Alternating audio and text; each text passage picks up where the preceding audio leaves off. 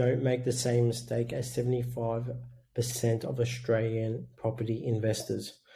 Now, this video is to unravel the mistakes that majority of Australian investors do when investing in property. And what they normally all do is they buy all the properties in their own backyard. This is something that people don't think about, and they just buy where they can see, feel, touch the property, drive past the property, check up on making sure that the lawns are being mowed, driving past to see there's nothing wrong with the property, there's no rubbish at the front, they keep upkeeping the property. And when you do something like this, there's a lot of downfalls. And I want to talk about these things and making sure that you've got an understanding why you must diversify your property portfolio. So let's get into it. So you need to diversify your property portfolio. This is super important. Now, if you have everything in the one location, you're going to get stuck. There's going to be a lot of things involved. So let's talk about the very first one, budget. If you can't, you're priced out in a region or in a suburb or wherever you live in your own backyard, and you can't buy a house, because at Fresh Start Advisory, we buy purely houses. Why? You can add value to them by doing a subdivision, adding a granny flat, knocking down the property, doing a development, adding value to it. So doing the gardens, knocking down a wall and maybe opening up the living room dining area, having an active approach of improving the property the internals of the property. So cosmetic renovation, small, large, medium, whatever it may be. So you've got multiple things. When you have apartments, townhouses, you can only do so much to those properties. Okay, so you can't do a large number of value-add components to the property. So you got a lot of opportunity when you have a house, especially on a big size block, and you can do a lot, and you got a goal of, say, 10 years from now, I want to do development. So when we're looking at investing, if a lot of investors will look and they might not be able to afford to buy a house in the market, and maybe they live in a capital city and they might live in an expensive location. I can't afford a house.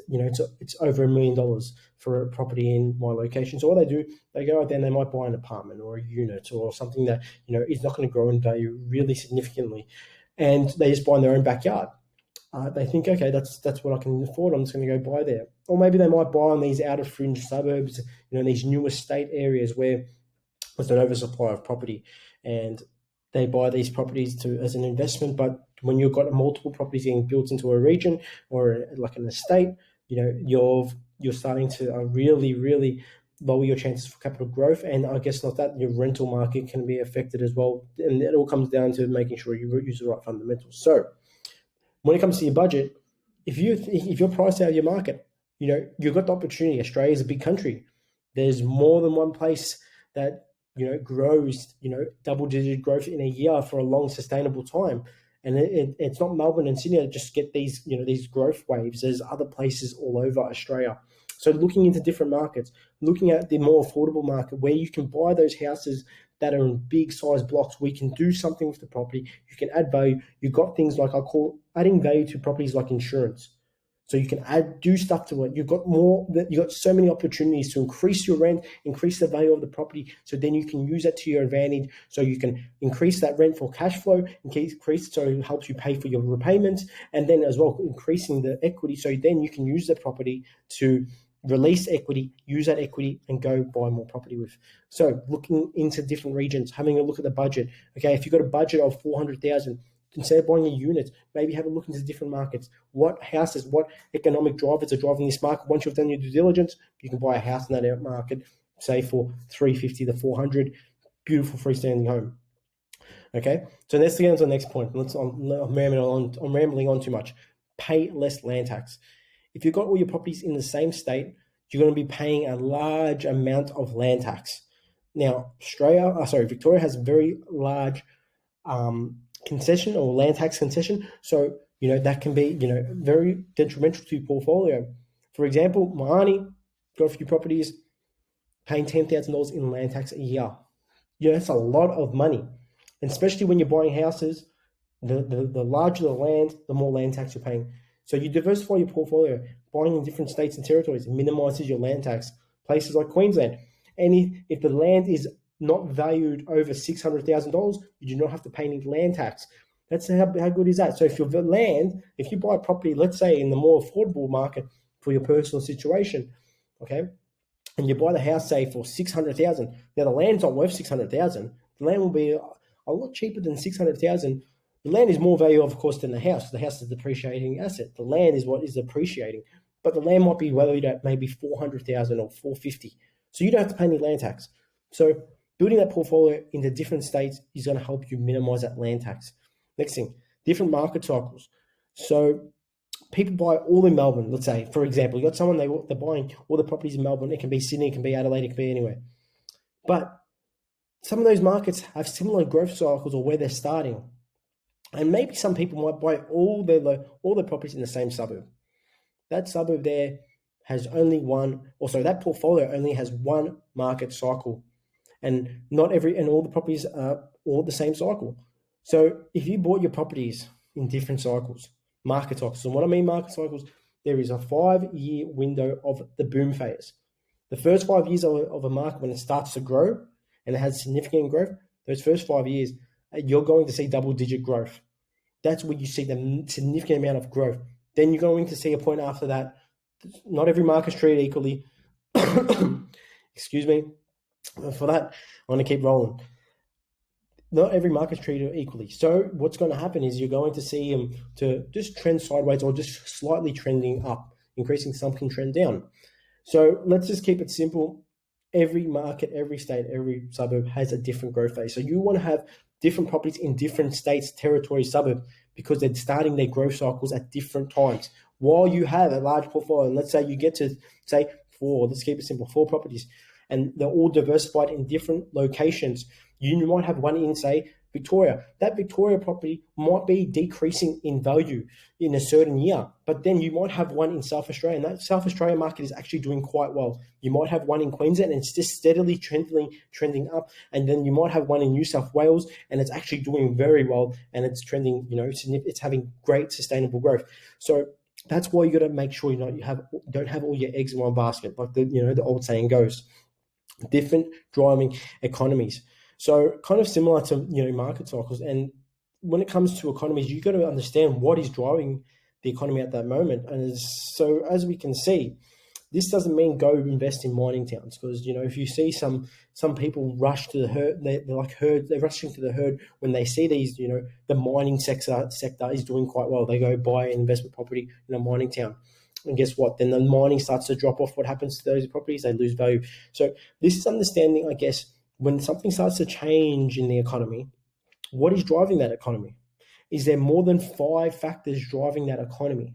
And what I mean by that, you want to make sure that you use something called ABS data, making sure that the economic drivers of what's driving that economy, making sure that it's not reluctant just on mining, but it's got healthcare, education system, is doing quite well. The retail sector is, performing quite well. Maybe manufacturing, agricultural. So having a look at this and making sure, okay, that there's so many other driving factors of the economy. Next thing, I guess, property target. What happens is people might just buy in their portfolio all houses, or they might just buy maybe they might just buy all commercial property. Now you got to diversify the portfolio, because there's, like I said, peaks and troughs in different markets. If you buy all commercial, what happens if you've got all factories and then something happens to the workforce?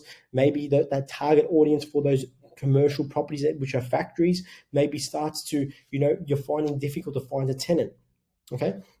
As well, you can't have all houses in your portfolio, because you're going to need some assets like commercial or blocks of units to help pay down the debt and increase your income, increase your borrowing capacity as well. So when you have properties that are producing more income, like blocks of units, commercial property, which are very high yielding properties, what they do, they actually help your borrowing capacity and help pay down debt. So you need an equilibrium of properties in your portfolio. You can't just have all houses. You can't just have all commercial. You can't just have all blocks of units. You need to diversify.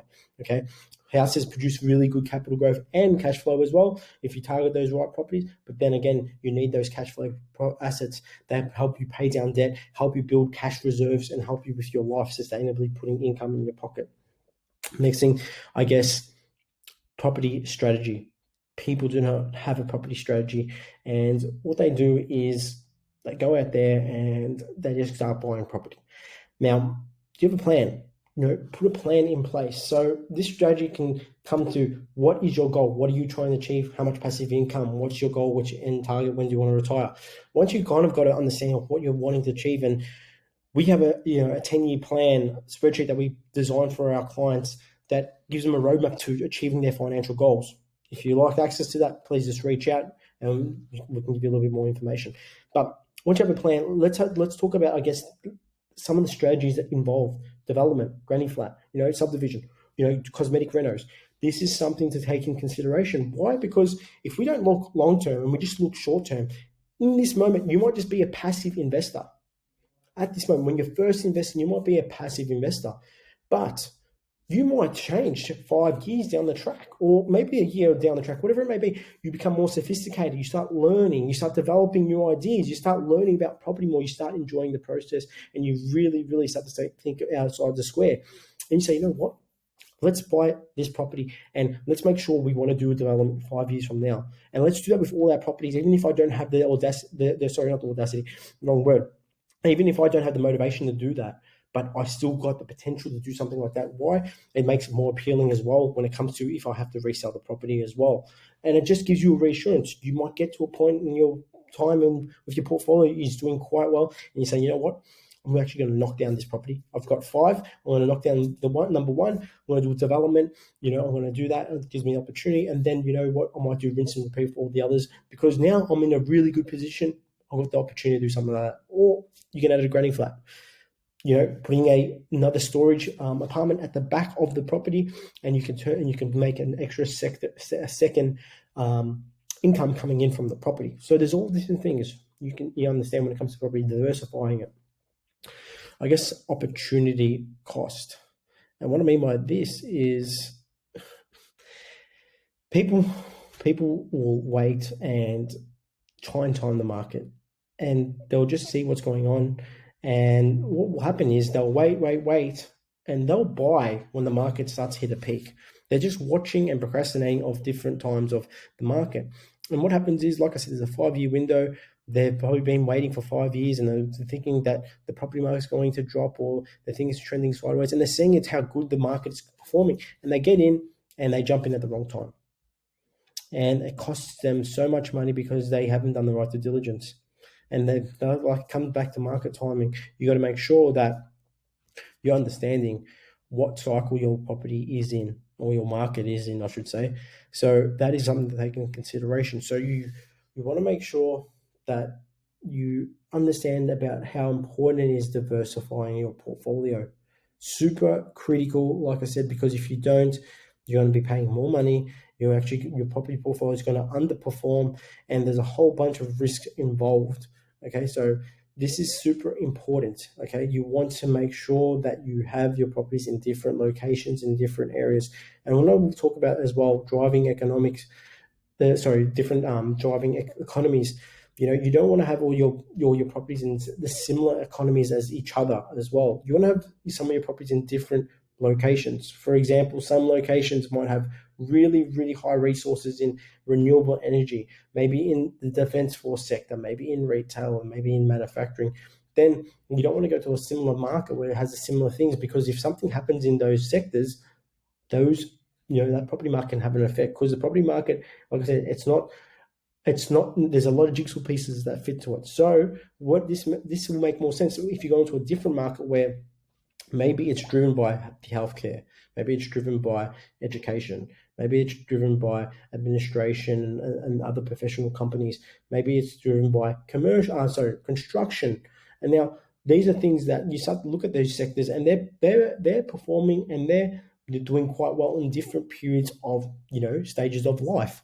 So you see the things of different economies, different shifts in economies, different, I guess. And what I mean by this as well, because when these economies and these sectors are performing at different times, it can be because of, I guess, government rebates or government spending, and these things will influence the market. That's why you want to have your properties in different sectors that are performing with different economies, diversifying. So you want to diversify the performance from all different spectrums. Property's not a one size jigsaw puzzle. It's all different things that put it together to make it the property valuable and what grows in value. So hopefully you got a lot of clarity from this. People don't talk about this. You don't hear about this in books. You don't hear about this in podcasts. This is something that is valuable information and to take into consideration and look at property from a different angle. And I'm trying to unravel all these things so I can make you a better investor. So if you like this video, please like, subscribe, share this video with us. That would be the most important thing. If you just like, subscribe, and just leave us a view so we understand if we know we're doing the right job for you. So thank you for watching this video.